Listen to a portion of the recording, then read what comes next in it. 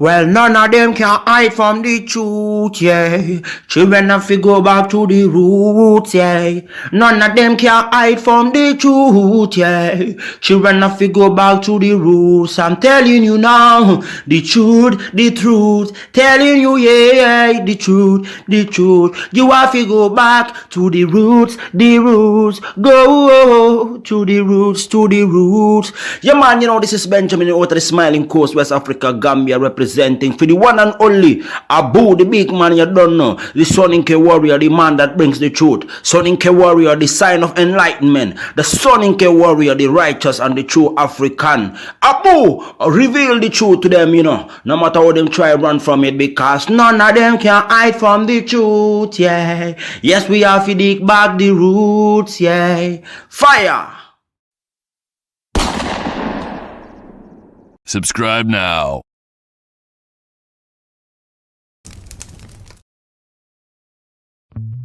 I remember the days, all those years ago that never fade away. And I remember your face when you hit the ground. I can recall the time and place on the midnight walk through the old streets, trying to turn back the clock to the days of old, back to the days when all the things we knew were made of gold. As the world moves on, time sings a song. In the old neighborhood,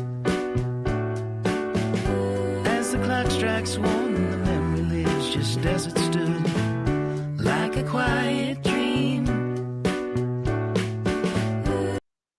All right, ladies and gentlemen, welcome to the Afridamus Report. I'm your host, Afridamus.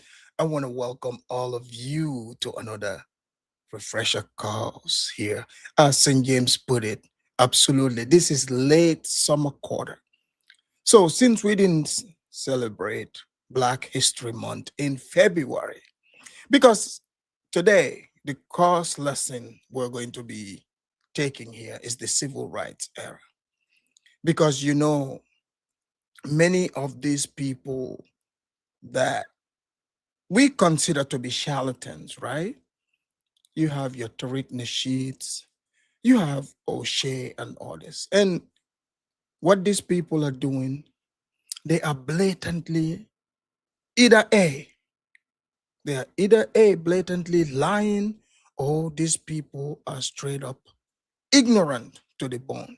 And in fact, look, I'm not insulting anyone here, ladies and gentlemen, but I am here to bring nothing but the truth, because, you know, they said the truth shall set you free.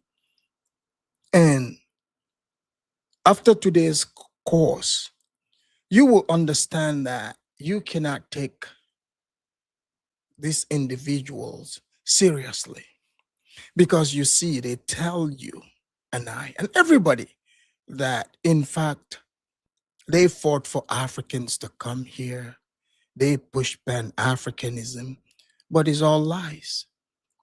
It's all lies. They parrot what they hear. So this is why, in fact, I'm bringing an interview from 1963, because as you guys know, that was during the quote-unquote civil rights era. And we're going to hear it from the horse's mouth, Malcolm X. And you would understand why Malcolm X's teachings, what he fought for, what he stood for, was never promoted. And you will understand that the people that are running around here talking about they are FBAs, they are Indians, and these people are charlatans. And it shows that the population itself are completely dumbed down. Completely dumbed down. They are back into plantation mode. It's not only to be put in shackles or picking cotton. That's what makes one be in a plantation. No, And also, you would see how their lies would unravel here through Malcolm X. You would see that the Negroes did not even understand how the world worked. You would understand what the Negroes' idea of the African is from the get go. And this is going to hurt their feelings, but feelings are not real. We don't care about your feelings. We do not. We know these Negroes are going to run over here and say that, in fact, you guys are mad about delineation. Okay. So here in America, you guys have seen the very dark skinned Indian people from India. They are, some of them are even darker than me, but they have straight hair. I see them. The blacks see them. We all see them. They are around. But how come the blacks understand that? Despite those people having dark skin, why aren't they going to those people and saying, we are delineating from you? Who is fooling who, ladies and gentlemen? So the same Negroes are able to distinguish, to walk their way despite calling themselves Indians. But they come to you and I from West Africa and say, we are delineating from you. But they are not doing it to those Indians from India. Because guess what? These Negroes know that they are from Africa, just like you and I. They know this.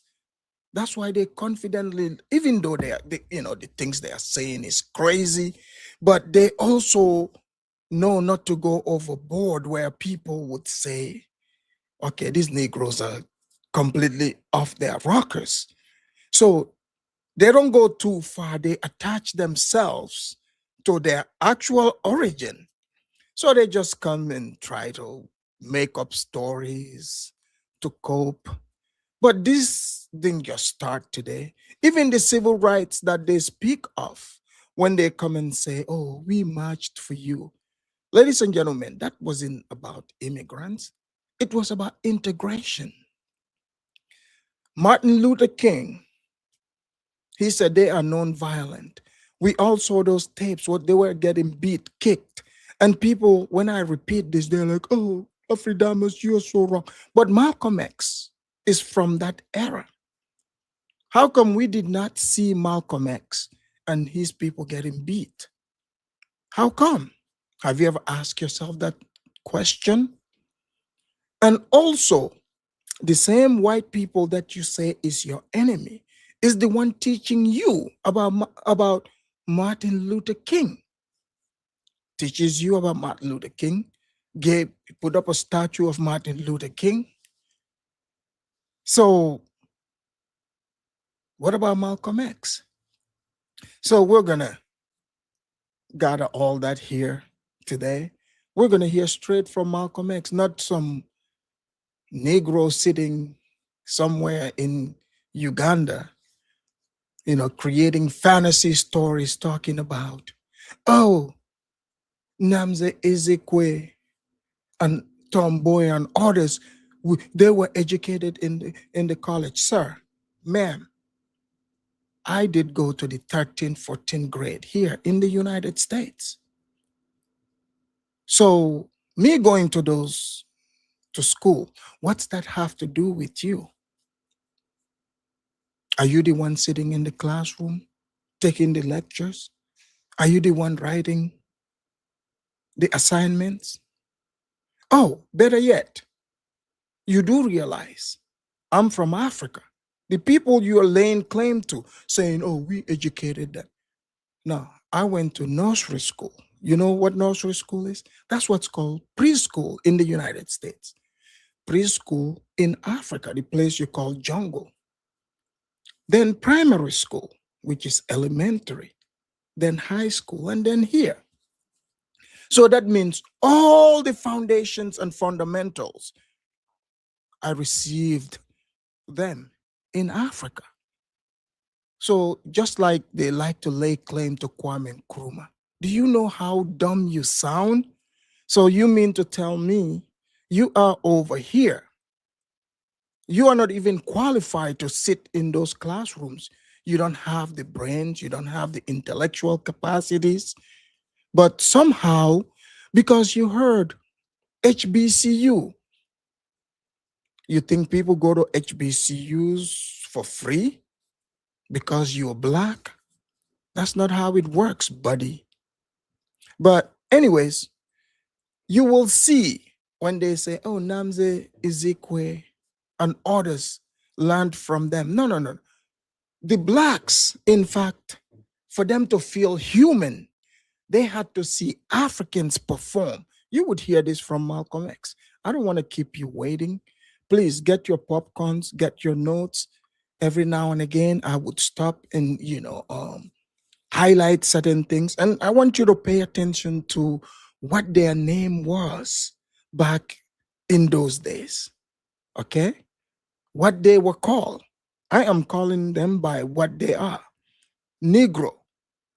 Isn't these FBAs themselves that tell you that Nigeria is in fact called Negro land?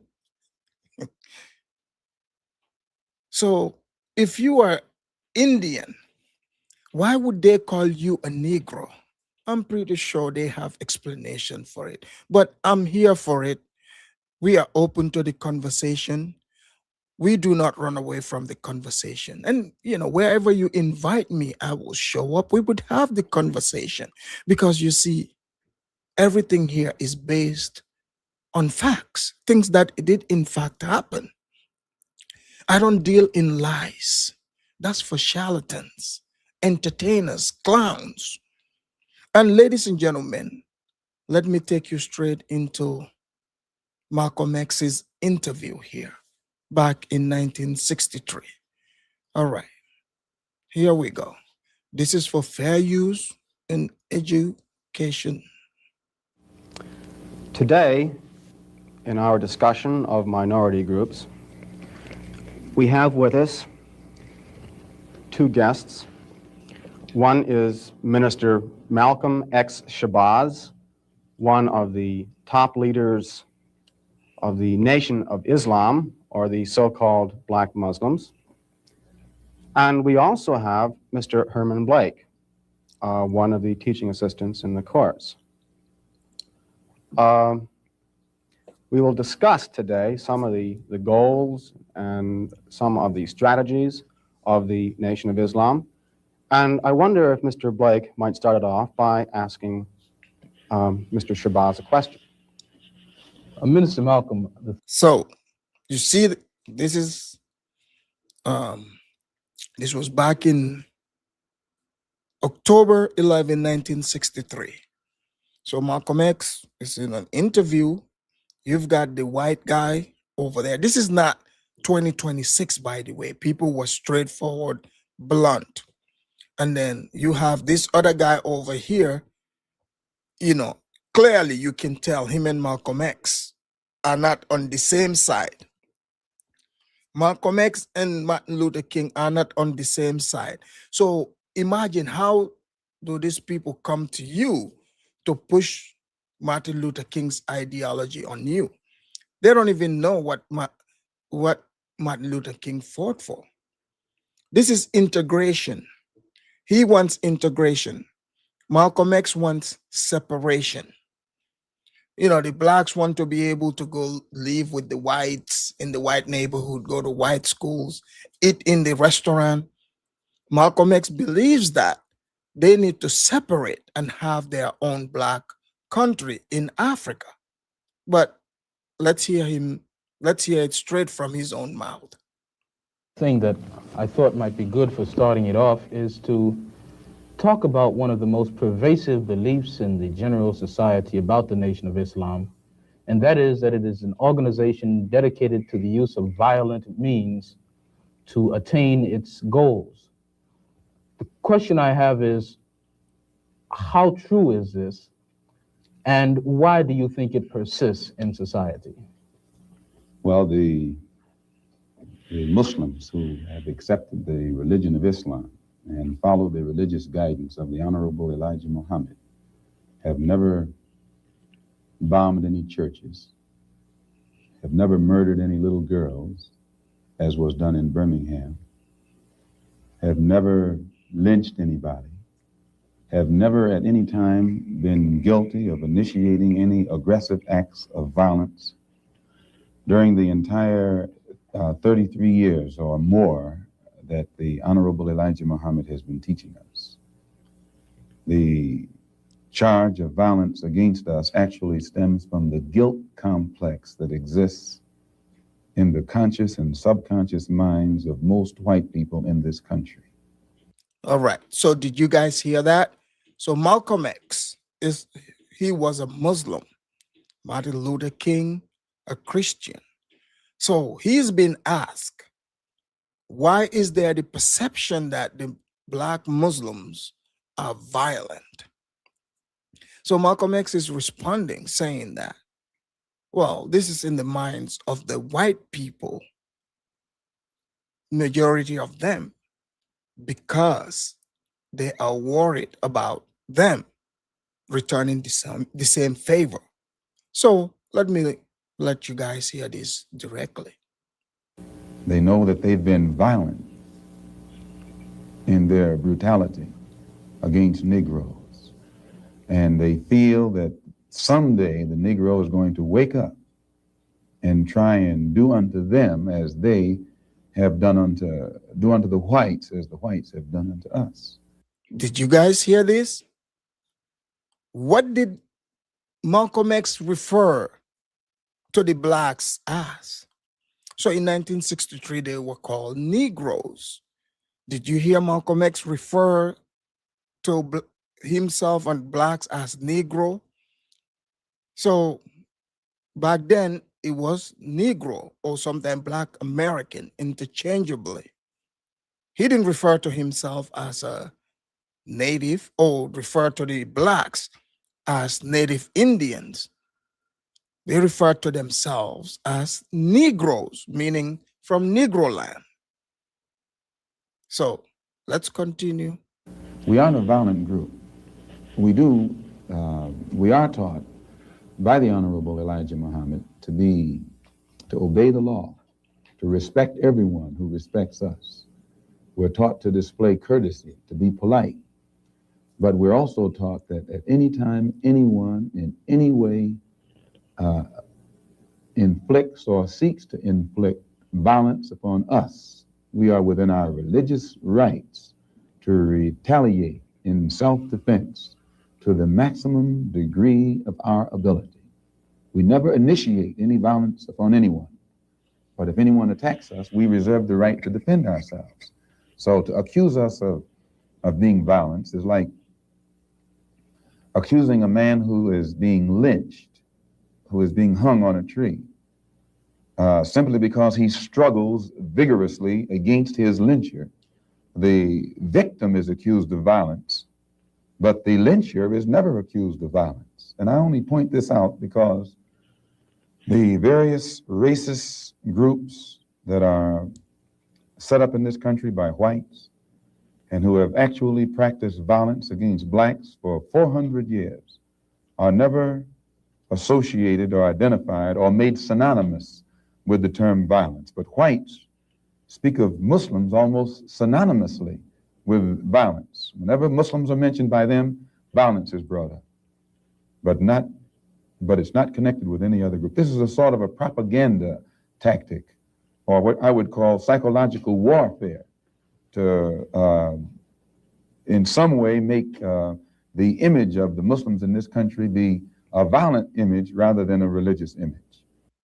All right. Did you guys, now is it making sense to you why there is no statue of Malcolm X? Why they don't teach you about Malcolm X? Did you hear his response? Their group, the Muslim group, they did not play the game of allowing themselves to be beaten, assaulted. You heard his response. They're not going to attack you. But if you attack them, you will be met you will be met with a force. You know, pretty much saying you will be met with a force you've never imagined. So this is so completely different school of thought from Martin Luther King. And as we proceed, you're going to hear from Malcolm X. Everything he's saying, you are living it today. And you will understand where all this chicanery, the charlatans, you know, the fake Pan-Africanists, you know, passport bros, passport mammies, you would understand where their story emerged. See, I'm trying to cut to the chase. We don't have to skip this era and go to slavery, because you see, then anyone they just can make up anything, because we don't have tapes from back then. So they can argue and make up stories. But you see right here, tapes. Have you ever wondered where somebody would open up a museum and call it a hidden color museum, hidden,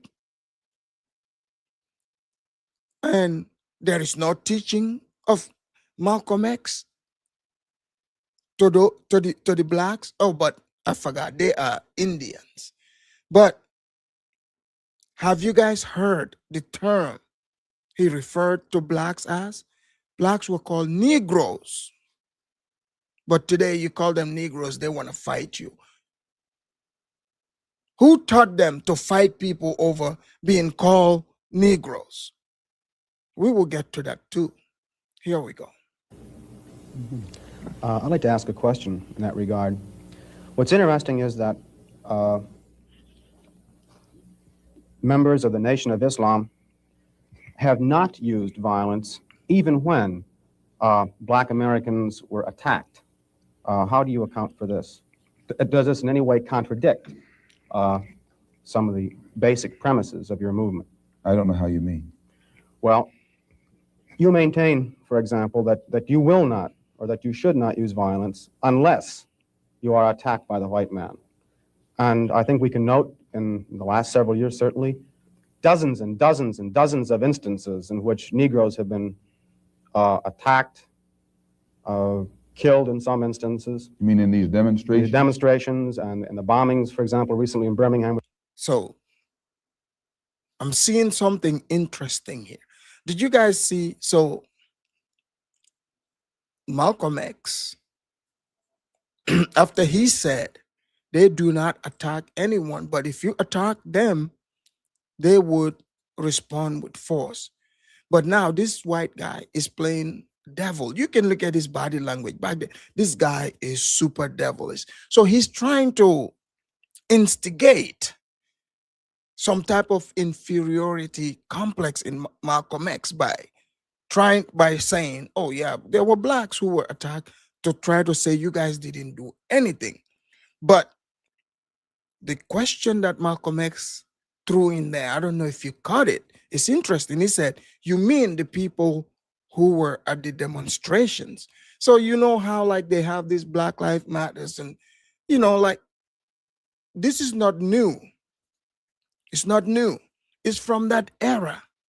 And they've been using the same tactic. You see, the same tactic. But Malcolm X was not with that bullshit. This is why you will not even hear these FBA charlatans mention him, because they didn't teach them about Malcolm X in school.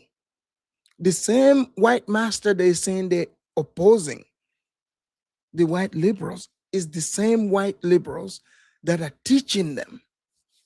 Imagine people coming to you, telling you how you should go out there and protest, and then allow the other people that look just like them, the people that are sending you, are telling you, allow yourself to be beaten, be humiliated, but don't fight back. So Malcolm X is like, look, man, I'm not with that BS. So that's like a demoralization ritual. Because how can the people that you say are oppressing you, why would they trust them if you have two options? Here is one telling you, you must be a human being, you must defend yourself. But then here is this other one saying you should be allowed to be beaten. You shouldn't fight back. You should be at the mercy of these people. When in fact, in your real life, in your neighborhood, you do not give even an inch to another person that looks like you. So I think for most of the blacks, from even that era, it's been a lot of pent up humiliation ritual that they are going through. This is what makes a lot of the blacks even violent. Because I bet you some of them were so pissed off seeing that. I'm telling you, I mean, like during those eras, don't you think a lot of the black men, when they see that, you think they are pissed off at the white people? No, no, no, no. Martin Luther King representing himself to fight for them and allowing himself and his people to be beat up without fighting back. But let's hear the conversation. They killed 4 little Negro girls. And what interests me is the fact is that the Nation of Islam has not done anything to retaliate. I think you should be happy. But the important thing is, does your lack of action contradict any of your basic principles? I'll explain it. You should be happy that Muslims who follow the Honorable Elijah Muhammad, number one, don't believe in any form of integration, and who believe that every mention of the word integration by whites, whether it be from the mouth of Kennedy on down to the mouth of the lowest, raggediest white liberal in the street who is beatnik-like involving himself in these integration efforts, if we believed in it, we would integrate and we would fight anybody who got in our way or made any effort whatsoever to stop us from integrating. Did you guys hear this? Did you guys hear what Malcolm X said? Interesting, isn't it? So when I was telling people over here that the fight was about integration, those people were marching to integrate, to go to white restaurants, white schools, etc., etc. You guys thought I was trolling, didn't you? Did you hear what Malcolm X just said? He said they are not interested in integration. He said if they were interested in it, even if like people stand in front of them, they would fight them, but they are not interested in that. You see? Because the point he is driving home is, why are those Negroes out there on the street marching to fight white people to integrate with them? He didn't badmouth the other black people. He's treating it like they just don't understand. So that makes sense. It's not like today where you see, if this was Dr. Umar and Tariq, they will be throwing, dirty names at each other in the public domain. But Malcolm X, he's handling everything with common sense and intelligence. Yeah, even though he's not for integration, but he didn't throw those black people away. He's like, look, someday they're going to understand. And that's the best way to do it. You don't force people. But it's interesting they are not teaching you this during Black History Month. So please make sure you hit the like and thank the professor for continuing the curriculum as it's supposed to be. Let's go. If we really believe that the law of the land, the Supreme Court, and other so-called judicial bodies were for real, when they talked about integration, we would integrate. And knowing that the law was on our side, and any effort we made to demonstrate toward integration, why, we would know the law should be on our side, if it's the law of the land. If it is the law of the land, then the demonstrators are within the. You see the look on the white guy's face? You see that? He doesn't like what Malcolm X is saying. He's like, man, this guy figured it out. He's too smart. Because think about it, right? Guys, during this time, this is 1963. And prior to 1963, it had already been passed. Like it was law, black people can integrate with white people. So what Malcolm X is saying, he's saying if the law was real and sincere and they were protected by the law, they would have integrated. He said, but, this is not real. Because how can you make a law and turn around telling me, yes, I can do this, but I'm not protected? That's what Malcolm X is saying over here. But let's let him finish. The law. And the discriminators are against the law. But to show you the hypocrisy of the law, when Negroes demonstrate for integration, instead of arresting the discriminators, the law arrests the demonstrators. So this is a foolish move on the part of Negroes. And when you foolishly get yourself involved with an enemy, then whatever comes upon you, that's your business. Did you guys hear this? Did you guys hear this? So all this Black Lives Movement, all these FBAs, that's who Malcolm X is talking about. So they've got them. So think about it. When they go around saying white people are their enemies, that means they've acknowledged it, right? Then they turn around and work with white people and saying they are begging for their freedom. They are begging for reparation. This is what Malcolm X is talking about right here. Guys, hit the like. Let me know that you are enjoying this show today, exposing these charlatans, so that next time you encounter them with their little BS about the civil rights movement, you can let them know you've seen the receipts at the Afridamus report. He broke it down for the whole world to see.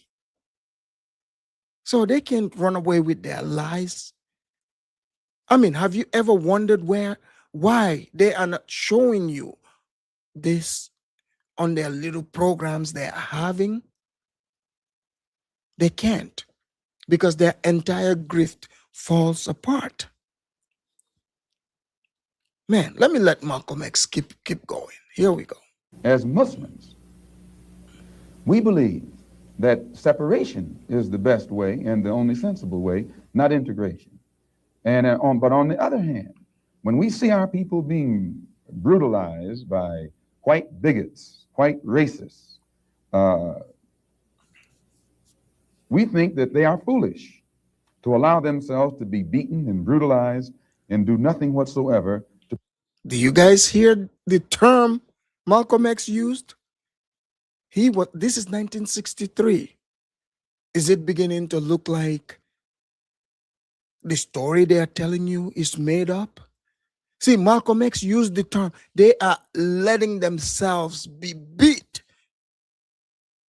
It's like a Hollywood stage. These people are allowing themselves to be beat. In fact, he referred to them as foolish. But then we get some ignorant guy on the internet coming telling you, oh, we marched for the Africans, for y'all to come here. But did you guys hear anything about Africans fighting for Africans to come here? Malcolm X he was right in the middle of it. Like we are here in 2026. I believe he's more credible than all these other people that are trying to tell us about this era, why don't we hear directly from the people that are involved? You see what he said? So this guy is of the Martin Luther King, you know, group. You can tell by the, that ideology. So he's like, man, you are exposing us. He had to. Here we go. Protect themselves. They are foolish. They should have the right to defend themselves against any attack made against them by anyone. If a dog is biting a black man, the black man should kill the dog. Whether the dog is a police dog, a hound dog, or any kind of dog. If a dog is sick on a black man, when that black man is doing nothing but trying to take advantage of what the government says is supposed to be his, then that black man should kill that dog or any two-legged dog who sicks the dog on it. Should other black men help that particular? Guys, did you hear that? Malcolm X was no joke. So he said, those Negroes marching on that street, allowing themselves to be beat, police taking dogs on them. He said they are foolish for that.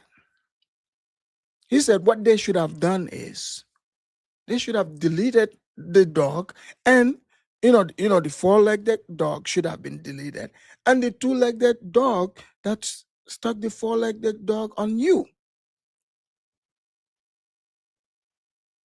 So he wasn't fighting for integration. He wanted separation. So today, the people that are speaking, the Tariqs and others, they are of the Martin Luther King school of thought. Some of them because they don't understand,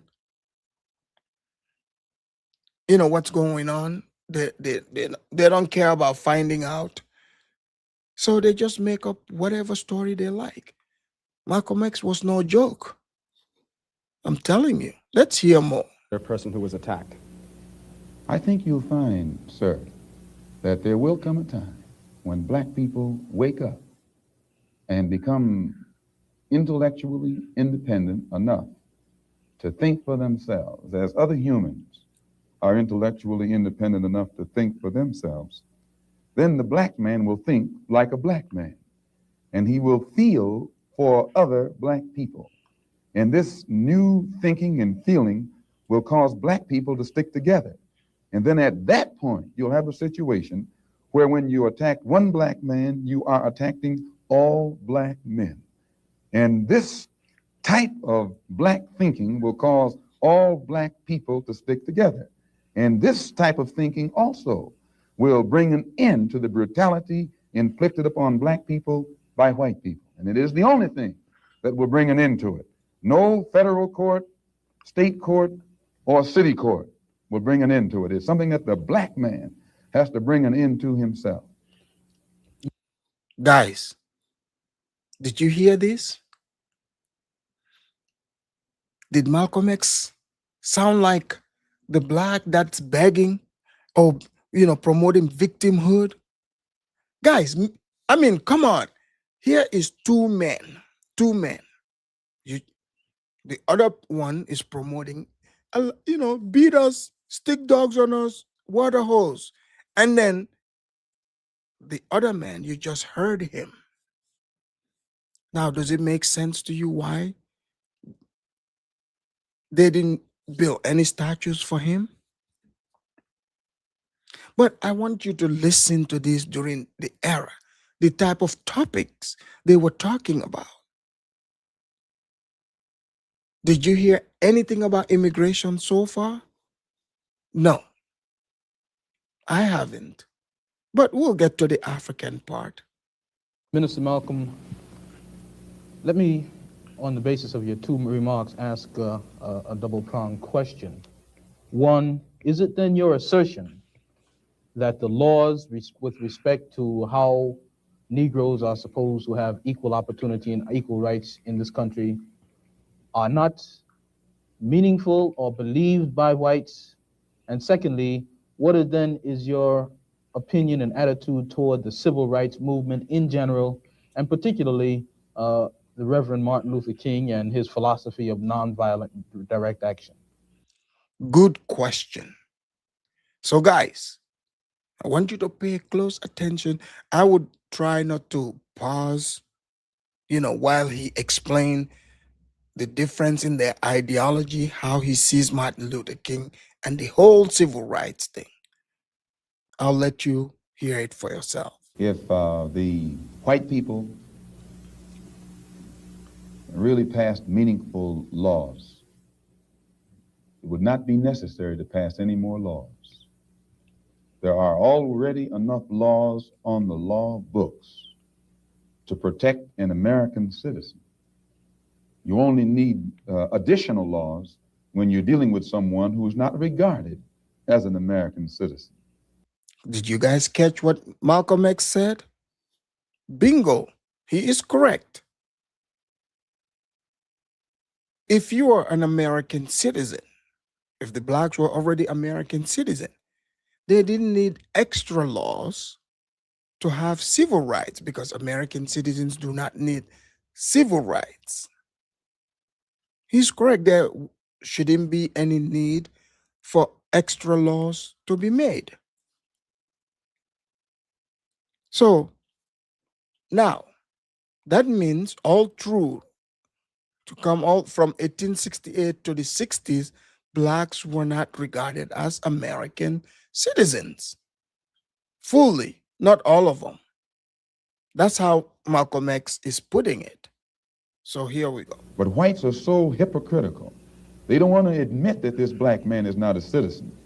So they classify him as a second-class citizen to get around making him a real citizen. If he was a real citizen, you'd need no more laws.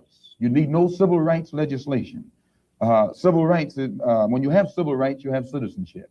It's automatic. White people don't need laws to protect their citizenship because they're citizens. But they don't want to tell us we're not citizens. And at the same time, they don't want to pass laws that are meaningful enough to protect us as if we were citizens. And the Supreme. So did you hear this? So Malcolm X did not make any argument saying, about they are indigenous to this land. So they said, they didn't even he didn't believe they were regarded as citizens. And what he's saying makes sense. Because if you are a citizen, there shouldn't be extra laws to be made for you. You see? So, you see, the white guy knows that the argument, the point that Malcolm X is making makes total sense. So this right here totally destroys the FBA point about being indigenous to this land. Did you guys hear Malcolm X say anything about them being indigenous? In fact, he's casting doubts into their citizenship in this country. He said the white people just didn't want to tell them they are not citizens. So it makes sense why some Africans would say, the blacks can be deported. This was just 1963. Can you imagine? So the blacks should be careful with this FBA thing. They might deport you to Liberia. You better be careful. Supreme Court desegregation decision is the best example I know. That's a law from the Supreme Court. 10 years have gone by. No desegregated schools. It hasn't been implemented beyond, I think, 9% in 10 years. So this just shows you the hypocrisy of the American white man. They talk out of both sides of their mouth. And for this reason, we who are Muslims, that is, who believe in the religion of Islam, who believe in God, we don't believe that black people will ever get any problem with laws being passed or new persons being put in office, white liberals being put in office. There is nothing that the white man will ever do to bring about true, sincere citizenship or civil rights recognition for black people in this country. Nothing will they ever do. They will always talk it, but they won't practice it. And with the Supreme Court, if the NAACP can tell me that they want a desegregation decision for me 10 years ago, but yet the schools haven't been desegregated, as I say, this is a victory with no victory. It's a victory that you can talk about, but it's a victory you can't show me. So if you represent the NAACP and you are telling me about this great victory you won for me, when I look at you, I have to conclude that either you have been duped yourself or else you are trying to dupe me. And Did you guys catch that? Did you hear what Malcolm X is saying? So this civil rights schools, desegregation, they passed the law. So this was in 1963. So he said the law have been passed like 10 years ago. That means in 1953. So when Martin Luther King came, they did their they were the first Black Lives Matter. Yeah. Yeah, they were the first Black Lives Matter style thing. Like they brought these people, like they say, oh, Rosa Parks, they didn't allow the high yellow woman to sit in the back of the bus. Guys, do you believe that? She looked more, she looked closer to white. If she says she's Indian, native, I would believe her more than all these other ones. The Pookies. Now, even the Pookies, the Ray Rays, they say they are natives. It makes me laugh. So here's Malcolm X telling us exactly how things were. Now it makes sense why these people they try to skip this era. And when they talk about it, they gaslight us, the Africans. Oh, we fought for you to come here. You were not even fully a citizen yet. Straight from Malcolm X's mouth. You weren't even, your citizenship wasn't even honored. How can you petition for anyone else to come here? So let's continue. in most instances where the civil rights struggle is involved, there is no civil rights leader can point to me one concrete gain, practical gain that black people have made in the civil rights field in this country, not only during the past 10 years, but during the past 100 years. Now, the other part was with respect to Mr. King and the nonviolent direct action. Well, I will let Jimmy Baldwin and John Killens and Lou Lomax, the writers, answer that. Speaking right after this church was bombed in Birmingham, Christian church was bombed in Birmingham by... So guys, listen carefully. So he's been asked a question about what he thinks about Martin Luther King and his nonviolent movement. So, for example, today, like, most of us, we weren't even alive or close to it, right? So they sat kids in the classroom and they made Martin Luther King look like a saint, right? But Malcolm X was there with Martin Luther King. It's like we are here with Black Lives Matter when all that stuff happened. So if things continue and Trump and his people keep winning, then in the future, in the books, it would be put that Black Lives Matter, they are terrorists. But if the wokesters get back in charge over time, then they would put it in the curriculum that Black Lives Matter, in fact, they are heroes, just like they did with Martin Luther King. But you're hearing Malcolm X here. He doesn't agree with them. So pay attention to what he's about to say about Martin Luther King, their movement, their own writers, what they wrote. So he's about to tell us. Let's hear him. Christians too, mind you. And these 4 little girls were murdered. John Killens and James Baldwin and Lomax and the Negro writers and actors had a meeting at the town hall in New York. And Killen pointed out, concerning these murders of these little girls, said the killings had raised doubts about the intelligence of the nonviolence in the civil rights struggle. He went on to declare that he could no longer be asked to love those who persecuted and killed Negroes.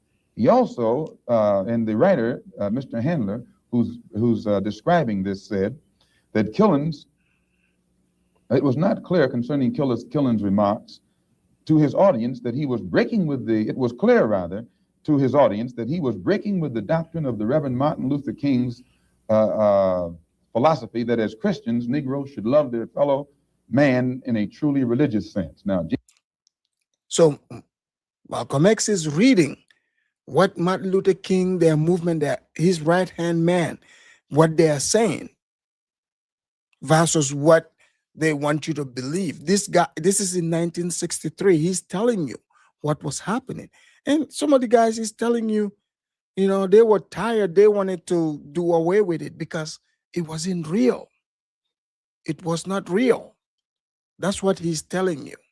James Baldwin, speaking on that same platform, said, and I was present during this entire affair, asserted that the American people shared a collective guilt for the persecution of Negroes, much as Germans did because of their silence during the Nazi persecution.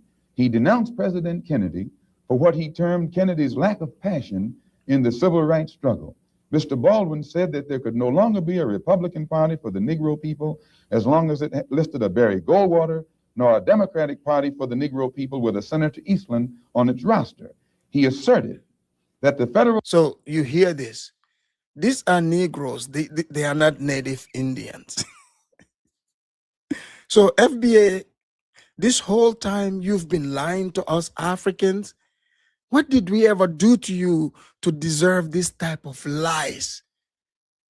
You've almost got us convinced that you guys were Native Indians. Little did we know you guys are Negroes from Negro land, Nigeria. That's right. Nigeria from Yoruba land, Igbo land. And I don't want to hear anyone fabricate a story saying they are from Gambia, because some of that stuff that those Yorubas were doing back in those days, we never did that. So don't try to fabricate a story later. Oh, Afridamus, your people were selling slaves too. No. Those were Yorubas coming, transiting from Nigeria area. So when people tell you this, they are fabricating the story. But anyways, that's not the topic. Let's continue with Malcolm X. The government acted swiftly and energetically, that unless the federal government acted swiftly and energetically, future slaughter would make Birmingham look like a dress rehearsal. And now, what do I think about King's attitude? King's right-hand man, Wyatt Walker, at King's convention, according to the New York Times on September the 26th, said, quote, we have been duped, meaning these persons involved in the civil rights struggle, of which King is the symbolic leader. His right-hand man says, and I quote, we have been duped. Did you guys hear what Malcolm X said? King's own right-hand man in 1963 saying they've been duped. So King, so this seems like a Dr. Umar situation here. So these things have been going on for a while. I mean, I'm not the one saying it. We're hearing straight from Malcolm X during those, the very moment this was happening. Or have duped ourselves into believing that the chains have been broken, when in truth we have only been chained more securely. Half freedom has in many instances been worse than no freedom at all. Why? Don't ask me what I think about their struggle. I can tell you what they think about their struggle. And they are pointing out that it is becoming more difficult every day for the civil rights leaders to keep the masses of black people nonviolent and long-suffering and patient, and keep them from becoming disenchanted. Did you guys hear this? Did you guys hear this? Oh man, that's a good one. Ogadamas. Audrey, you better. Why are you hating on me, Audrey? So guys, did you catch that? So the blacks themselves, the Negroes, they were getting tired.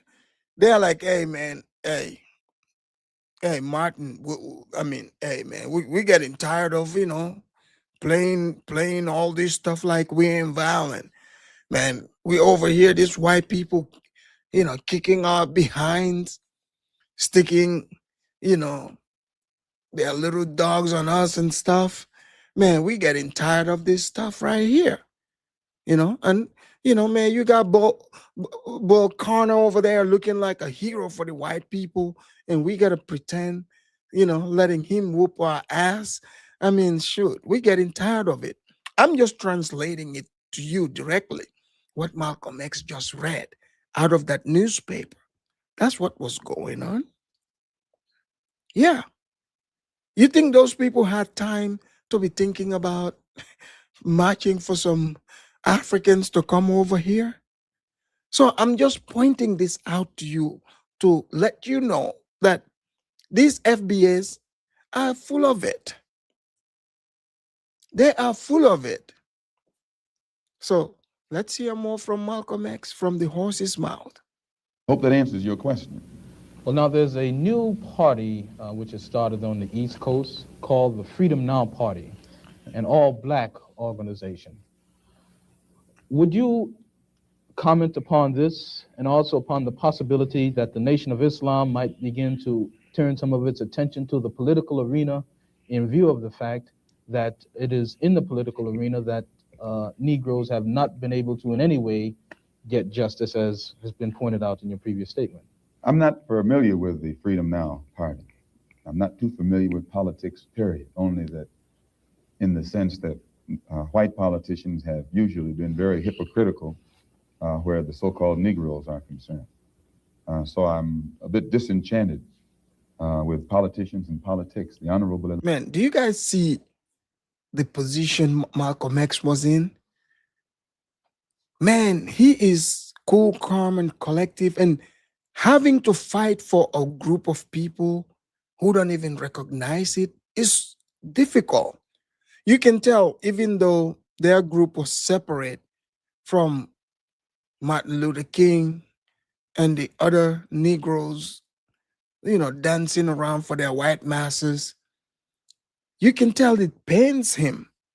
He knows that the ignorant ones, the ones that aren't aware, are just being used to further the agenda of these other Negroes. Isn't that what Tariq is doing? And guys, I've seen people say Tariq scammed the blacks about the museum. How did he scam them? Think about the name of the museum. The hidden, the hidden museum. That means it doesn't exist. It's hidden. When they keep saying code, oh yeah, guys, we gotta follow the code. Yeah, that's what it is. Yeah, that's the lying code. But they put it in the minds of the Negroes and the Negresses to say it's the hidden museum. So subconsciously, it puts them to sleep. Hidden color. Yeah, he's hypnotizing them, putting them to sleep.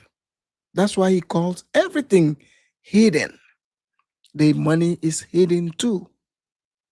But let's hear more from Malcolm X. Elijah Muhammad is a religious man, and his teaching is religious, and his solutions are religious. The Freedom Now Party, from what I understand, is headed by a lawyer named Conrad Lynn. I know him. He probably means well.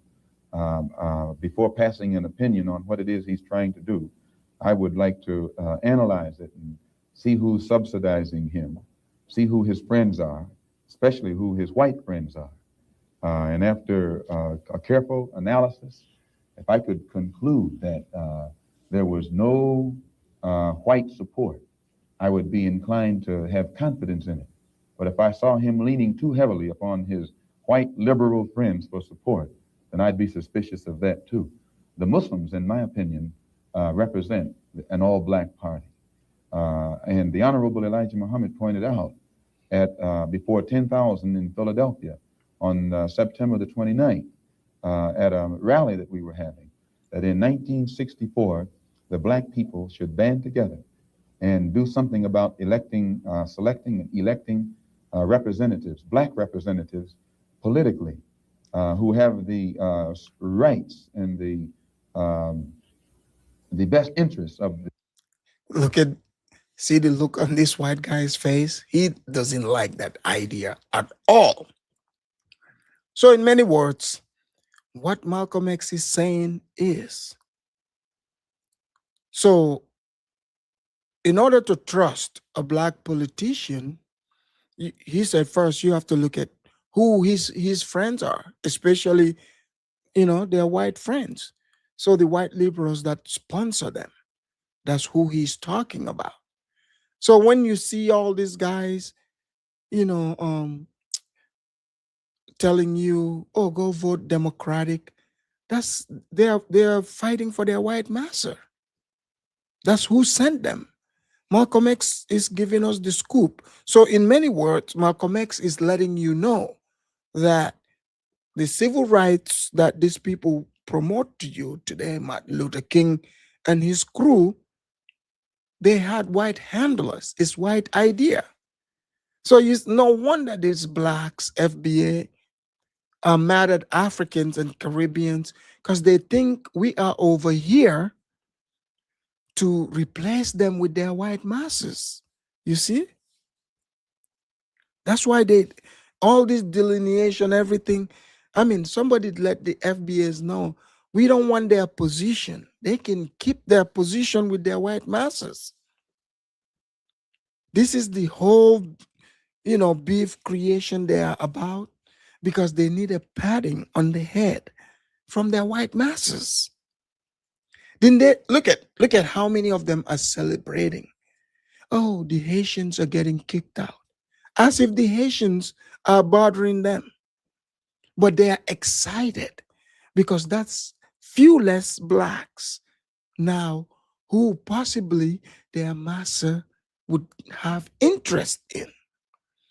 That's why they're like, oh, the tethers. But you notice they are the real tethers.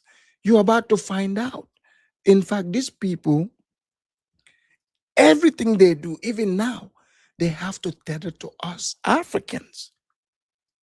Even in the 60s, you would hear from Malcolm X letting you know, in fact, because in the Constitution, the blacks were 3/5 human.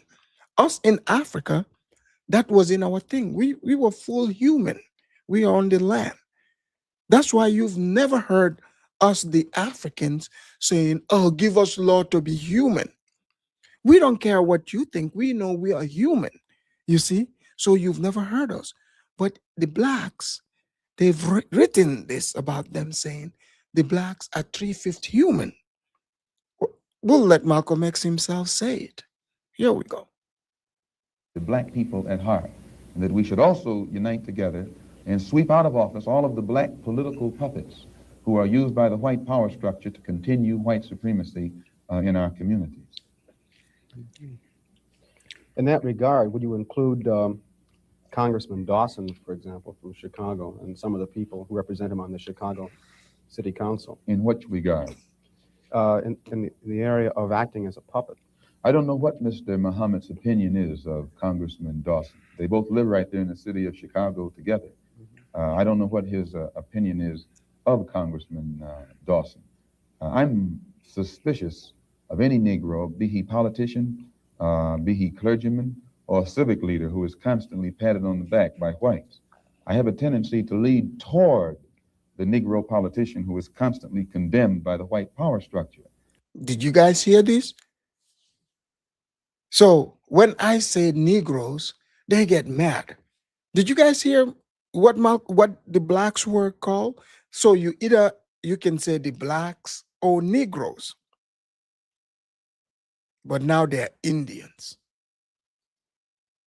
Go figure. This is my thought pattern. I'm giving you an insight of it. You, though, mentioned Mr. Lynn and saying you'd like to know who his white friends are. Now, I'm wondering if you didn't make a contradictory statement in Muslim terms by using white and friend in the same phrase. That is I to use say, friend in quotes. I say, in other words, if a black man cannot have a white man as a friend. He may have a white man who's friendly, But being friendly and being a friend, I think, are two different things. I think there are many whites who act friendly toward Negroes. A fox acts friendly toward the lamb. And usually the fox is the one who ends up with the lamb chop on his plate. The wolf doesn't act friendly, and therefore the wolf has more difficulty in getting the lamb chopped. So are you guys seeing this? So Malcolm X is laying it out. But see, the blacks, they want to be loved by the whites. They want, if like when they go into the store and people are friendly, hello, welcome in, Jerome, and sometimes they show bad attitude because they feel like, oh, how come the white people cannot love us? But they love you already. They said hello. So Malcolm X is saying there's a difference between being friends and being friendly to someone. So he believed that the white people are friendly to them, but that doesn't mean they are friends to them. That's what he's saying here. Look at how the white guy is looking at him. He's uncomfortable. In his plate. I'd like to point out, though, that And I say that because it is usually if you study the structure of the Negro community, economically, politically, civically, psychologically, and otherwise, it's controlled by the white liberal, who usually poses as the friend of the Negro, who actually differs from the white conservative in the same way that the fox differs from the wolf. Their appetite is the same. Their motives are the same. It's only their mannerisms and methods that differ. I would agree that no doubt there have been a large number of whites who have posed as liberals and as friends of the Negro and who have time and again betrayed the Negro. On the other hand, I think one could point to a large number of whites who have struggled for civil rights, for equality, and have got little or nothing out of it, other than quite a few bruises. Give me an example. Well, the large... So you see, the white guy, he says, yeah, I agree with you, Malcolm, that there are white liberals who betrayed the Negroes. So he's trying to set him up to soften him up, right? Yeah, I agree that some of them betrayed them, but anytime you hear but there are white people who, fought for the blacks, for equality and stuff. So Malcolm X chuckles. Again, what are you as a white person? What type of equality are you there to fight for the blacks? Isn't the blacks American citizens? Why are you pausing to fight for extra right? Or are they citizens or not? Which one is it? That's the question. That's what Malcolm X is driving home. So let's hear him respond to this. Large number of white students who have gone into the South, for example, working for SNCC and other organizations. Not working for SNCC or other organizations, but working for the white political machines who benefit by the voting efforts of Negroes. Okay, I'll be more specific. I would cite Herbert Hill, for example, as a kind of person who has championed Negro job rights, for example, in New York. So Malcolm X knows all these people during that era. So there's a SNCC. So those people went to recruit black people to vote for the Democratic Party. So that's what Malcolm X is laughing at. So he mentions someone else. So you guys see why his ideology is not promoted. The other one is promoted because it's softer. York City and elsewhere. He has fought the political machine. First time I met Herbert Hill personally was when they were picketing to stop the working on the Harlem Hospital in Harlem. Negroes for 10 years had to fight the city to get an annex built on the Harlem Hospital. Because in Harlem, we need a hospital more so than anything else. Our people are sick. Plus, we do a lot of cutting and shooting of each other, though we profess to be nonviolent. Boom. Did you guys hear this? So even in 1963, in the 60s, the blacks were still violent to each other. So Malcolm X is saying They needed the hospital there to be built. So this guy, you know, he's speaking of, they were there picketing. So he's going to tell us all about it. But you notice what he said? He said they need the hospital because they do a lot of, cutting and, shooting one another, even though they profess to be non-violent. Are you guys seeing this? So even back then, so you notice this is all, it's a Hollywood movie. So you notice what Malcolm X said, a few minutes back when they gathered in New York. They gathered with actors. But I'm going to let you guys hear how long this propaganda has been ran.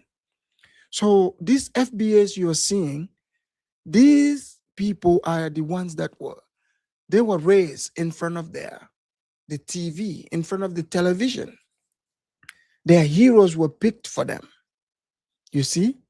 And they're sitting there watching all those silly propaganda movies, but they don't know this side of what Malcolm X is speaking about. They don't know that side. So, because if they put that out there, that would give the people the liberty to balance it. And I'm not blaming the people who bought into the entire story, because there's been a lot of propaganda that went into it. So if you're born into it, it will be difficult to escape it. So that's where the Afridamus comes into play, to help you balance your thinking instead of just running with whatever crazy ideology you come and see here on the internet. So here we go. And Herbert Hill brought his forces out and stopped the working on that site. This is the first time I ever saw him. Then when work was brought to a halt on a hospital in Harlem, the same Negroes tried to stop the work at the Downstate Medical Center in Brooklyn, which is predominantly white. They were out there for 3 months during the summer, couldn't stop anything. And I never saw Herbert Hill out there one time. Now, whenever it takes a stoppage of something that's going to affect the white man, you find the white liberal absent. But when it involves something that primarily will affect the best interests of black people and black people only, then that white liberal is present. Herbert Hill is the label. Bingo. Did you guys hear this? Malcolm X is literally telling you about something that is happening even today, like the Black Lives Matter thing. You see all those white liberals, they went into those black neighborhoods, they helped the black people burn down their own stores. Did you see that? Because that affects the blacks. But when it comes to something that's going to affect them, they are nowhere to be seen. That's what Malcolm X is saying. So he's calling out the devil to the table. So they don't like that exposure. Pay attention. Secretary for the NAACP. And if he was interested in black people, he would prepare a black man with the type of knowledge and understanding of the labor troubles involving black people that would enable a black man to sit in the same position as Secretary of Labor or Labor Secretary in the NAACP. I'm suspicious of whites who join Negroes and always have to be in the lead, who always have to be the head, who always have to be at the top in Negro organizations. Those whites who really have the interest of blacks at heart, let them give some advice to some Negroes and stand on the sideline. But don't join the organization and then get at the head of it and pose as a friend of Negroes. Well, boom. Are you guys hearing this? Doesn't it seem like this is not even 1963? He's speaking about right now. He's correct.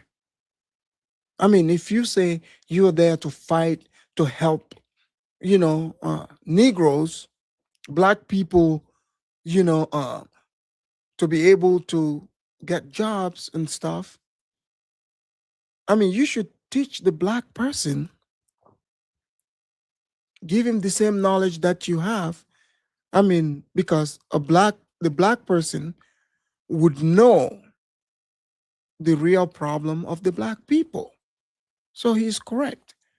Because why would a white person pause as the helper for a black organization, and where every time you look, they're at the head of it? You guys remember Rachel Dolezal? So here, this is 63. Malcolm X is talking about the NAACP. Rachel Dolezal, if you don't know who she is, she's a white lady that, pretended to be black for many years. And of course, the blacks fell for it. They were like, oh, some, like maybe one person, like I would come around, usual. Oh, and I meet Rachel Dolezal for the first time. And I tell Jerome, the black guy, I'm like, who's the white woman? Man, y'all Africans, man, you bring that African jungle, bullshit over here. That's a black queen. She's just high yellow. She's a yellow bone, y'all Africans don't understand the racial thing.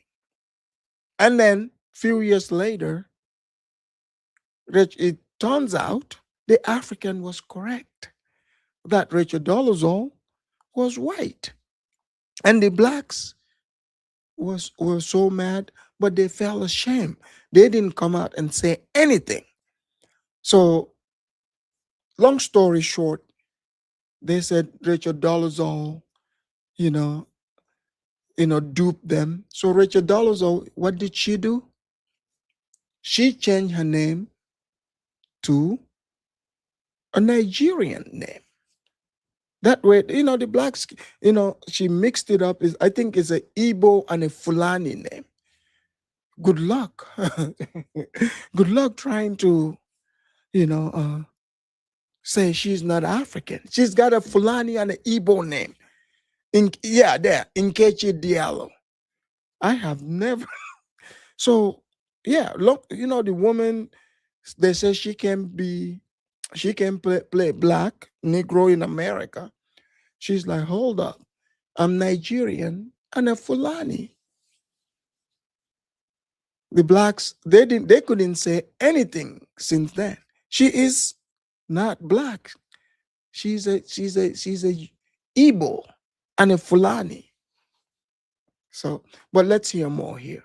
I would defend his sincerity and his commitment.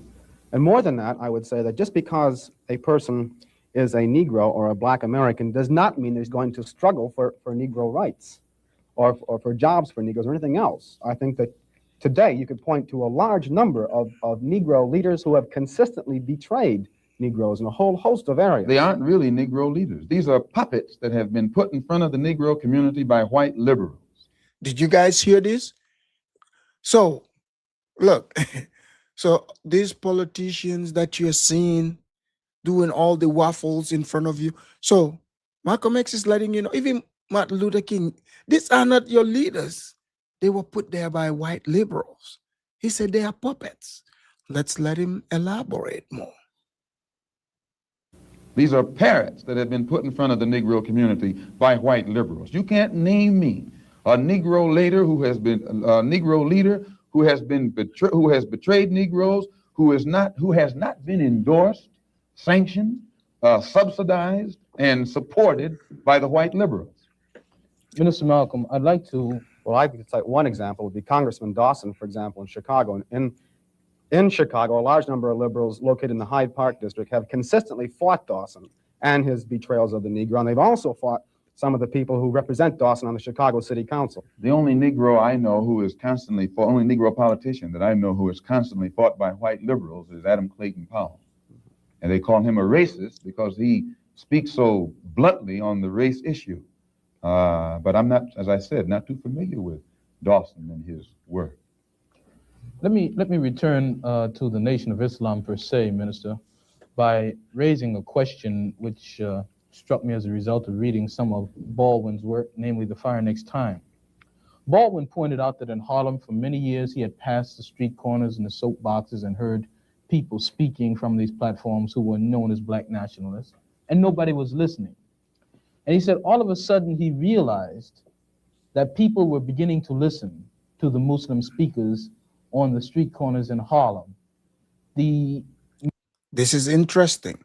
So the black nationalists, it means these guys have been in existence for a long time, but the blacks were not listening to them. Then comes the black Muslims. Let's hear this. Message essentially was the same, but it was that now many people were listening to what this message was. And you pointed out that the Nation of Islam has been in the picture for about 33 years. What is it, in your judgment, that has caused this tremendous amount of support that the Nation of Islam has garnered in the Negro community in, say, the last 10 years? When you put a seed in the soil, it remains beneath the soil until the season changes. And when the season changes, that the seasonal change automatically brings about. Sorry for stopping, but man, Malcolm X was a brilliant man, very brilliant and full of wisdom. Right. Ja, thank you for the super chat. Thank you very much. All right, let's hear more. Sorry for interrupting. Rather atmospheric conditions bring about a seasonal change that makes that seed come up or crop grow in its appointed time. And all over this world today, God himself has brought about political changes, a political atmosphere, sociological, social atmosphere, economic atmosphere.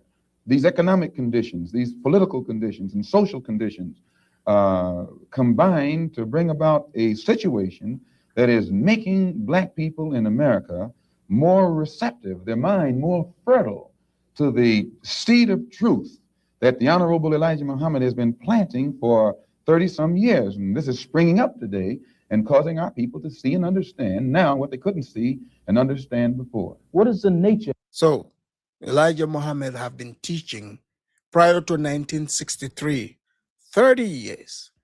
So the black people started becoming receptive 30 years later. That's what Malcolm X just let us know. Of this situation which is making black people more receptive? Well, you take in the past, say, 15 years, how the nations have emerged, dark nations have emerged in Africa. Prior to 10 years ago. Guys, I want you to pay attention to this part. How the dark nations emerge. Because you know how the blacks say they're the ones that inspire Africans. But let's find out who really inspired who. Let's hear from Malcolm X here. Most Negroes identified Africa with a savage, jungle-like place. And whenever you mentioned the word African, in their mind's eye, they could see the image of someone running around with a spear, with no language. You'd say Ugga Bugga Boo or Bwana or something. Guys, this is 1963. Did you hear this? So the blacks, they have been seeing Africans this way since way back then. Do you see how this debunked their lies to say they fought for us to come here? Their idea of an African is they think we are in the jungle. I'm telling you, I've had blacks here in America years ago ask me if we sleep on trees, if I own lions. Even today, do you not see these people on the internet doing the same exact thing Malcolm X just described? He said back in those days, that's how they thought. But let's see, he's going to tell us how their thinking shifted. Here we go. Listen to this part. And who'd be in a jungle running from lions or chasing lions. But then when, after the war, when the United Nations was set up in New York City, black people began to look at men like Tom Mboya. They begin to look at men like Nkrumah. They begin to see men like Lumumba. They begin to see men like Nasser. They begin to see these Belawa and Azikwe who could exchange intellectually with whites on an international level in a political forum and hold their own. This made the black people in this country realize that what the Honorable Elijah Muhammad had been teaching all the time actually had substance. Bingo. Did you guys hear that? So the blacks, now you understand why they are mad at Africans, because we were supposed to be in the jungle running around. But when the United Nations came into play, so you notice how their Pan-African charlatans try to tether themselves to us.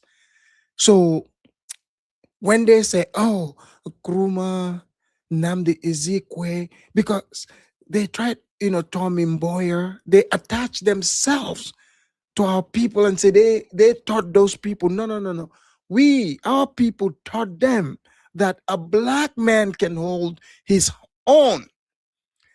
The blacks did not even see themselves as equal to the white man. They were out there marching and begging the white man. And then they saw the African that they thought was in the jungle running around, debating and holding his own, against the white man and defeating the white man. So today you have these lying charlatans trying to hijack the whole story, because the blacks did not have the international stage. The Africans did. So next time they try to tell you these stories, remind them that no, no, no, no, no, no. For the blacks to feel confident, they had to look up to the Africans. Seeing the Africans performing in the world stage, they saw Kwame Nkrumah, Patrice Lumumba, Nnamdi Ezekwe, Tom Mboya, many more. Many more. The link is in the chat. I would allow 30 minutes conversation. So whoever wants to join the conversation, hit the link. But if not, we would continue, breaking this down so you can hear more about Malcolm X. So these FBSs, foundational Buddhist scratchers, did not even know, they didn't feel confident that a black man can hold his own, because Malcolm X said it prior to that, few years before that, 10 years before that. When you mention Africa to the blacks, they panic. They see Africa as people in the jungles. But after that, Africans gave the blacks black pride. Because look at it. This is in 63. Malcolm X is saying this. So then the blacks started feeling confident.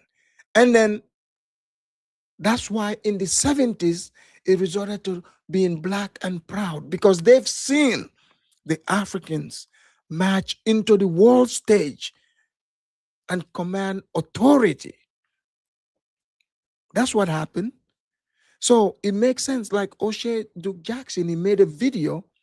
He's tried to lay claim to Tom Mboya, saying, yeah, he was amongst us foundational black American.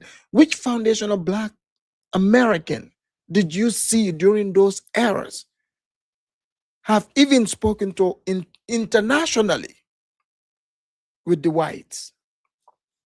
Show me one. You hearing from Malcolm X.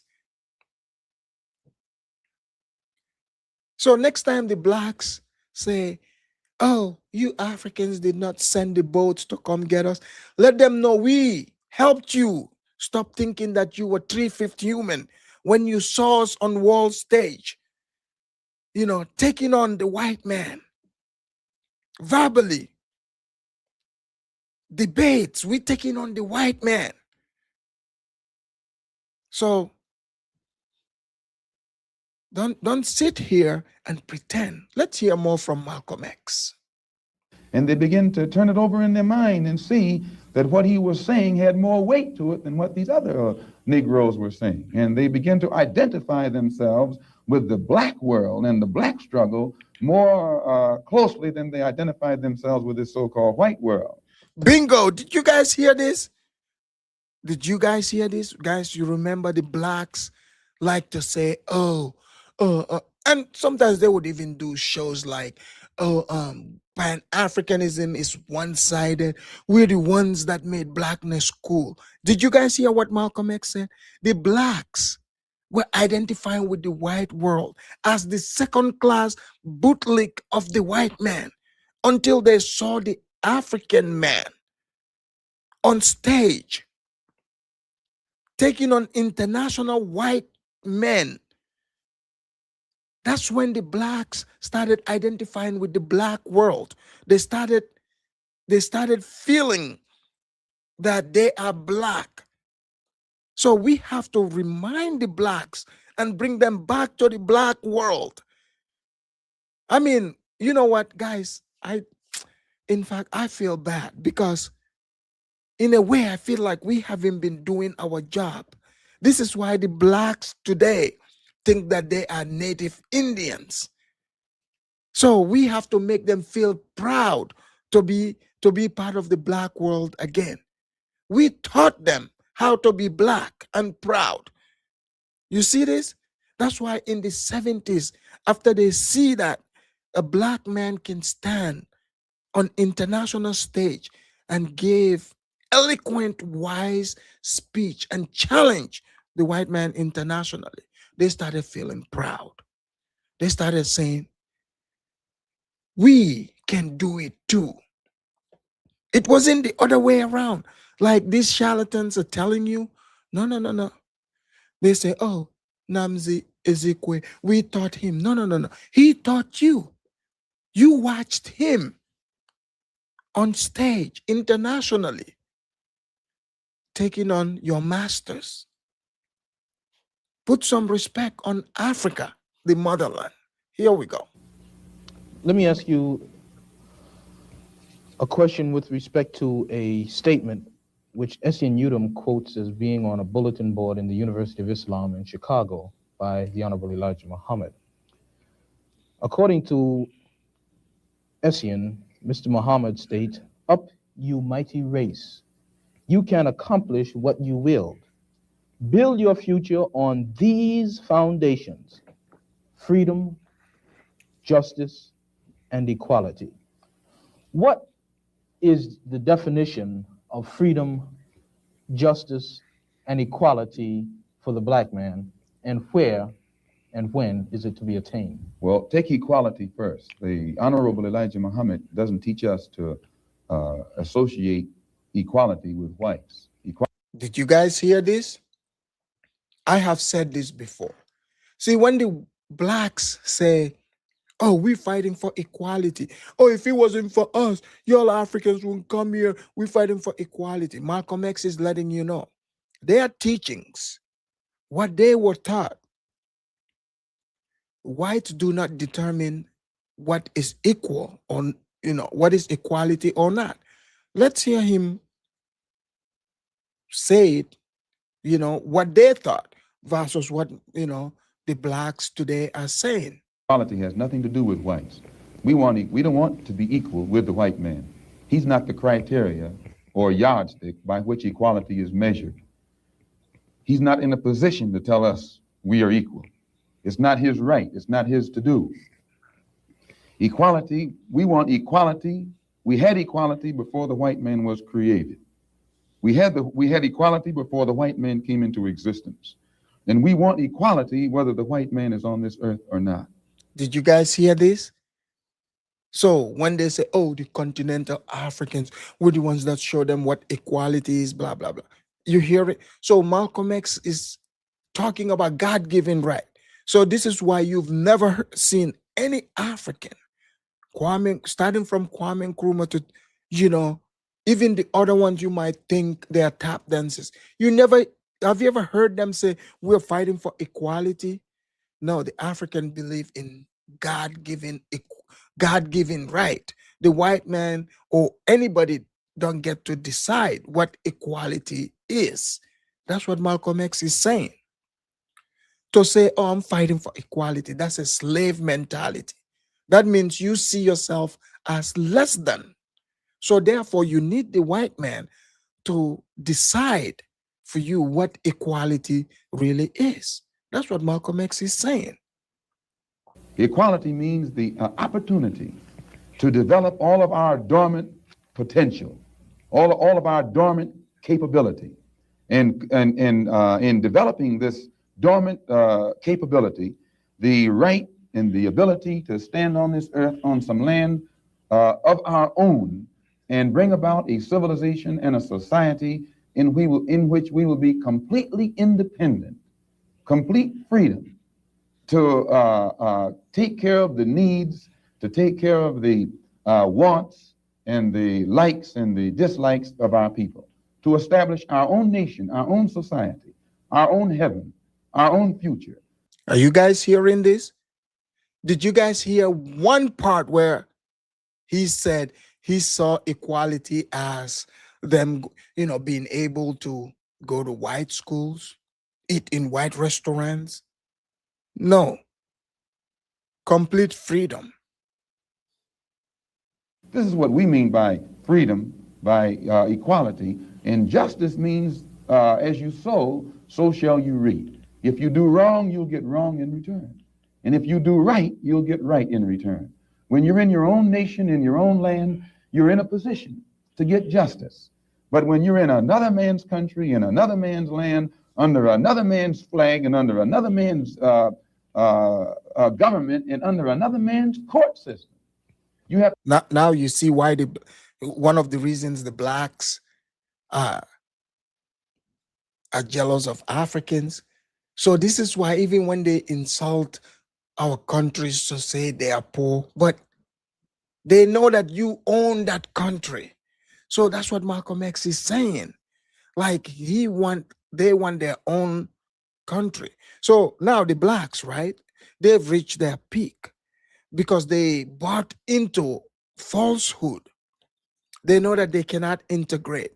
So now some of them are looking to Africa. And I've seen some people trying to stop the blacks from going to Africa. Look, I hate to tell you, the Pandora's box have been opened. They're not gonna stop, okay? They've discovered it. Yes, they're gonna talk smack, but they're not gonna stop going. It's just like this has been a process. Imagine, think about it.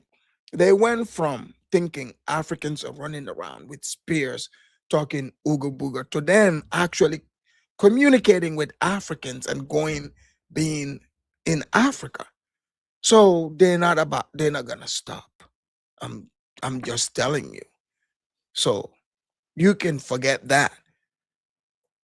They can talk all this smack, but they're not gonna stop going. They've discovered it, they cannot undiscover it in their mind. to look to that other man for justice, and you'll never get it. And Negroes in this country probably are authorities on that. Yeah. To what extent does this formulation approach that expounded by Zionists?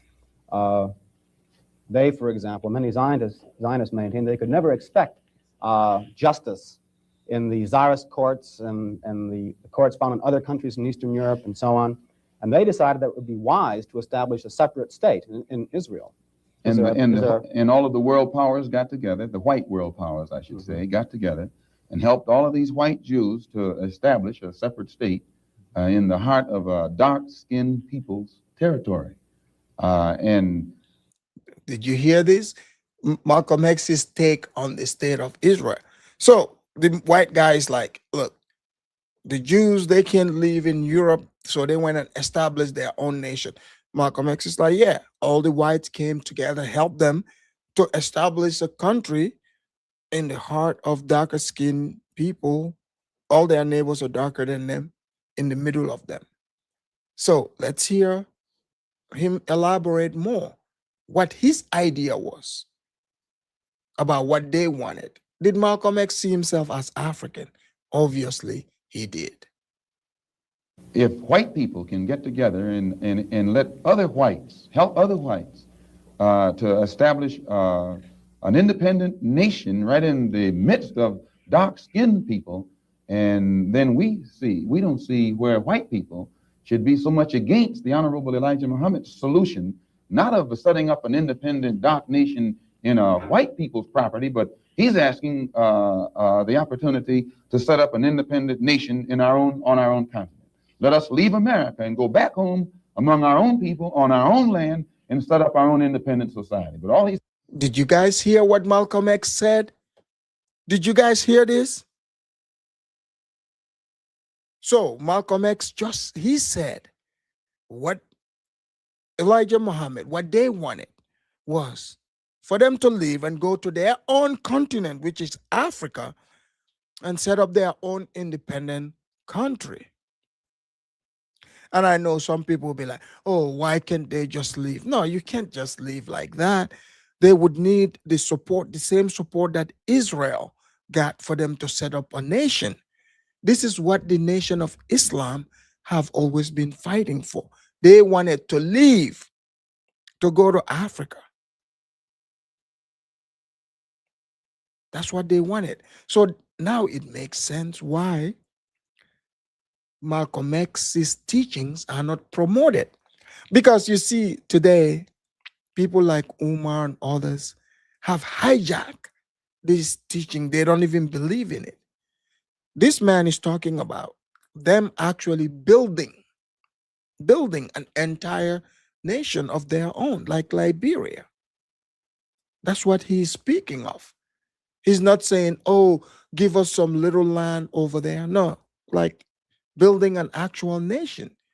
And he referred to Africa as their homeland, and he referred to African people as their people. So we can go back and be amongst our own people. That's what he said. He didn't say those people. He didn't say we are different from though. He didn't say those people. He said our people, our own people. But let's continue. says is that this government, which made us slaves, should supply the transportation for us to get back home and give us all of the machinery and the tools necessary for us to till the soil and establish our own agricultural system to feed and clothe our people, our own economy, and in some way become an independent people among our own people on our own continent. This is intelligent. And Zionists should never criticize us. You say then that the United States is not the black man's country. Definitely American not. laws No, are not no. black man's laws. No. So, American laws are not the black man's laws. well, the laws here in America were made by white people for the benefit of white people. The Constitution was written by whites for the benefit of whites. It was never written for the benefit of blacks. And when you read... Are you guys hearing this? Are you guys hearing this? So when the blacks come, that's why you see the blacks, all they can do is celebrate when they say, oh, we terminated the TPS for the Haitians. Because what law are they making? So Malcolm X is letting you know, man, they ain't making no laws. The Constitution, I think in Article 1, Section 2, or Section 1, Article 1, some one of the two, and it's in the Constitution. It says that it classifies black people as 3/5 of a man. 3/5 of a man, subhuman, less than a human being. Did you guys hear this? And you saw the white guy kind of smirked, like, you know. I mean, this was when white could be white, okay? It's not like now where you police people being their natural self. When Malcolm X said, yeah, in the Constitution, we're classified as 3/5. Did you see the happy smile on his face? So here we go. It relegates us to the level of cattle, hogs, chickens, cows, a commodity that could be bought and sold at the will of the master. No, it was written by whites for the benefit of whites and to the detriment of blacks. And when a black man stands up talking about his constitutional rights, he's out of his mind. Minister Malcolm, in our textbook, which the students have read, supposedly, there is a statement which is a quotation from Essien and essentially that from Lincoln, to the effect that the Nation of Islam does not have a great deal of support in the Negro community in this country by and large. And a recent national poll of American Negroes found that leaders and Negroes, are you hearing this? So I don't want you to come here, and oh, Afridamus, I can't believe you called us Negroes. Oh, when I'm teaching my Negrology 101, oh, I can't believe you're teaching Negrology 101. So unless if you're FBA, I'm not talking about you, but the Negroes are the ones we are talking about over here. So please make sure you enroll to the Negrology 101 class before the summer quarter ends. It's a short one, but you can still enroll. Hit the like. rank and file, according to their statistics, supported the Reverend Martin Luther King somewhere over 90%, whereas the support and favorable rating that they gave Minister Muhammad was less than 20%, and somewhere around 45% of them gave an unfavorable rating to Mr. Muhammad. What would your response be in terms of Baldwin's statement that this is a growing thing and the kinds of evidence that we have that there is much to it? Well, that statement I just made concerning the Constitution is Article 1, Section 2 in the Constitution, where it classifies us as chattel. Baldwin did point out that Mr. Muhammad has the only grassroots support and is the only one whose whole following operates or functions on a mass vehicle. And I think Baldwin told Dr. Kenneth Clark that. So guys, way back in 63, so they were running propaganda pollings to make it seem like Malcolm X wasn't getting support amongst the blacks, but he had grassroots support. So all the TVs, newspapers, how like they supported Black Lives Matter, same deal. So Malcolm X, so their movement, like they do polling saying they don't get support, so that the people, like if new people want to support them, they'll be like, oh, they don't have that much support. So they discourage people from even thinking about it. But let's hear this. Martin Luther King is at the end of his rope. Now, concerning the poll taken by Newsweek magazine, I think you said that this was the leaders who said that, who went with King and against Mr. Muhammad around 90%. I just told you a little while ago, these leaders that they call leaders, this included Lena Horne, this included Dick Green. Did you guys see how Malcolm X is laughing? Lena Horne, a musician. So let's hear him name the Hollywood people. So they put Hollywood in front of blacks since in the 60s. Regularly, and this included comedians, comics, trumpet players, baseball players. Show me in the white community where a comedian is a white leader. Show me in the white community where a singer is a white leader, or a dancer or a trumpet player is a white leader. These aren't leaders. These are puppets and clowns that have been set up over the white community and over the black community. Bingo. Are you guys seeing this? Malcolm X have been cooking. Did you guys hear that? Everything he said, that's what's happening today. It's been going. Their leaders are who? Jay-Z, Beyonce.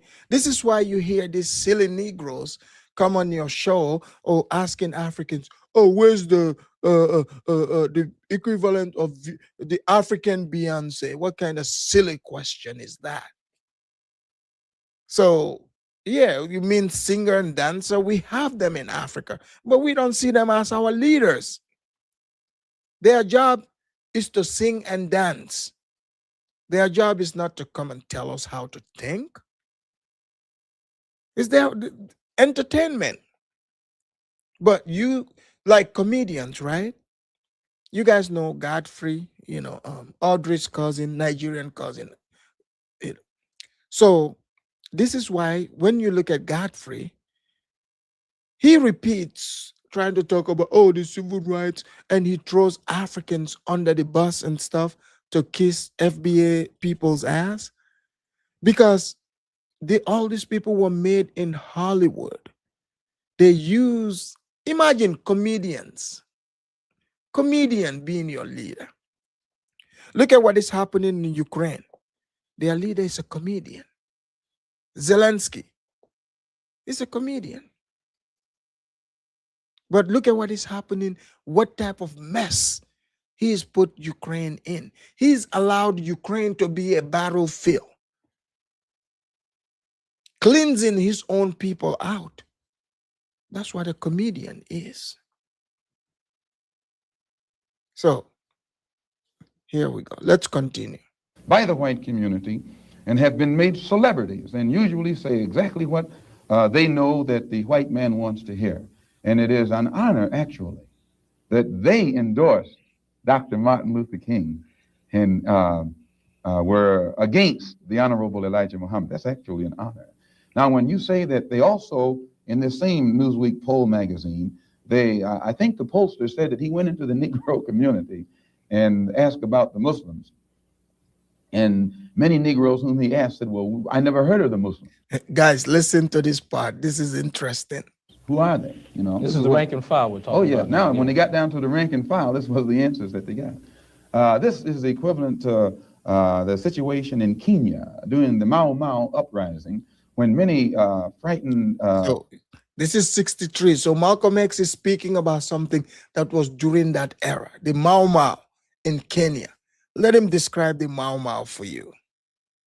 Whites in Kenya, Africa, would go among the Africans and ask them, what about the Mau Mau? And the African would say, I never heard of them. And the same white man who would ask the African this question and very naively believe what the African said, when he went to bed that night, he would lose his head. And usually the one who took his head was the same African who told him that afternoon he had never heard of the Mau Mau. Except in the news. So Malcolm X is saying, yeah, we got plenty of support in the grassroots. The people are not going to tell you. So that doesn't mean it's reality. And he's correct. Like in Kenya back then, it's like they would go, because when they had the Mau Mau rebellion movement, they were there taking out the whites that controlled Kenya back then. You guys know, like, there were plenty of white people in Kenya. They settled there. South Africa is not the only country. So they would go in the village, ask the Kenyans about the Mau Mau, and they will be like, oh, I never heard of the Mau Mau. So he's saying the same person you are asking is actually a Mau Mau that told you he didn't know. When the white guy goes to bed, the Mau Mau takes his head off. So that's what he was talking about. Newsweek poll, they used Negro interviewers. You'll find that oftentimes Negroes are as much on guard around Negro interviewers, who usually represent the bourgeois element of Negroes, as they are on guard around whites. Usually Negroes know that when this bourgeois Negro walks through the door, he is not doing something that he's initiated himself, but he's involved in something in which the white man is the absolute author of and has sent him to the Negro community for some information. And when they give that Negro some information, usually they give him the information that they want him to take back to the white man, because that's who he's going to take it back to. Yeah, that's like the leader of the FBA, Tariq. He takes all the information to the white people. You have Yvette Connell. See, all these people, all their leaders, Roland Martin, all of them work for their white masters. They come and take the information and take it to the white man. 4 more minutes. Our time is just about up, Minister Malcolm, and perhaps you could summarize and conclude by giving us, in your opinion, or in the opinion of Mr. Elijah Muhammad, what would be the ideal solution to the racial problem in the United States today? Well, on Thursday, October the 3rd, the New York Tribune, in an editorial, pointed out in Boston, in an article called The Civil Rights Iceberg, they pointed out how Kennedy had realized that beneath the water, the civil rights whole problem was political suicide. Because in his own hometown, the head of the Board of Education, a woman named Mrs. Hicks, was running against the NAACP philosophy, and she swept aside all other opposition. The whole white community supported her in opposition to the NAACP's desire for integrated schools, integrated housing, and otherwise. So I say that to say this, that even the Jewish community, which is supposed to be pro-liberal, went against the NAACP. Whites are against integration in practice, but they're for it in principle. Did you guys hear this? So it is the blacks, the Negroes that are fighting to go live with the whites, integration. But white people are against it. They don't want it. I thought the blacks say, oh, the white people are following us around. No, they follow the whites around. So the only solution is separation. And the Honorable Elijah Muhammad says that this can be brought about simply by letting our people be exposed to the truth about ourselves, about the white man, about our history and our condition in this country. And once we are exposed to the complete truth about things as they actually exist in this country, the masses of black people will choose complete separation from this entire system, political system, economic system, social system, and whatever other aspect or description or adjective you want to attach to it. Let us go back home to our own people, live among our own kind, and solve our own problems ourselves. And if the white man doesn't want us to go back to our own people and live in our own country, then since we can't get along together in peace on this country with white people, let us separate part of this continent, migrate to that separate territory, let the government give us everything we need to establish our own independent economic system and society, and thereby we'll be able to solve our own problems ourselves and prove that we are human beings and a part of the human family and can do for ourselves what other humans have done for themselves. And then we'll be able to stop blaming the white man for what he has done and stop begging the white man to solve our problems. We'll be able to solve our problems ourselves. Thank you very much. All right, guys, you heard it. You heard it. So he clearly, everything he talked about here, debunked all the FBA, drama, all the lies that they try to spread over here on the internet. But hey, they are free to do that. This is a free country. But this right here, this information will definitely help you understand you're dealing with a group of people who are charlatans. These people are lazy, mentally. They don't think straight. So whatever they hear, they come and spread it out here. Look at one saying, oh, FBA, we are lineage. So you did not know you were an FBA until a pimp, a former pimp, came on the internet and told you that you are FBA. So, but ladies and gentlemen, it's been 2 hours. I hope you guys enjoyed it. I did. Feel free to leave your comments. Let me know what you think about, this interview from the civil rights era. I've definitely learned a whole lot from it, and I hope you did too. Please feel free to hit the like, and I will see you guys on the next one. I see that the blacks are afraid to hit the button today, but I will see you guys on the next one. I'm out. Lend thy ears to the Afridamers. Pay attention to the Afridamers. The true Soninke warrior. Natural is his intelligence. As a true professor. Solution to brainwash diseases. Sit back, relax, and hear the wisdom. Afridamers will heal your minds. Sit back, reflect, you'll find no objection. Afridamers will clear your doubts here. Always log on to the Afridamers. Lend thy ears to the Afridamers. Is the truth and no doubt the Soninke warrior.